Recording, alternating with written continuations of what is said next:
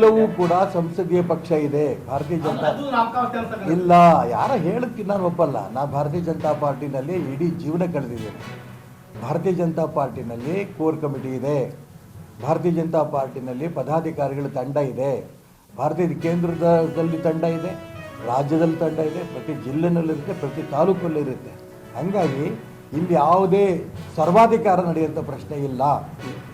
ಎಲ್ಲ ಕೂತು ಚರ್ಚೆ ಮಾಡಿ ತೀರ್ಮಾನ ಮಾಡೋಂಥ ಪಾರ್ಟಿನೇ ಭಾರತೀಯ ಜನತಾ ಪಾರ್ಟಿ. ಹಾಗಾದ್ರೆ ಈಶ್ವರಪ್ಪ ಮತ್ತು ಯತ್ನಾಳ್ ಅವರನ್ನ ಹಿಂದೂವಾದಿಗಳು ಇವರನ್ನ ಪಕ್ಷದಿಂದ ಮೋದಿ ಅವರು ಮತ್ತು ಅಮಿತ್ ಶಾ ಅವರ ನಿರ್ಧಾರ ಅಂತೀರಾ?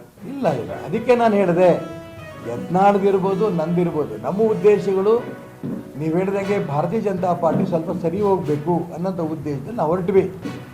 ಅದನ್ನು ನಮ್ಮ ಪದಾಧಿಕಾರಿಗಳು ಸಹಿಸಿಲ್ಲ, ತೆಗೆದ್ರು ಪಾರ್ಟಿ ಅಂತ ಪ್ರಶ್ನೆ ಬೇರೆ.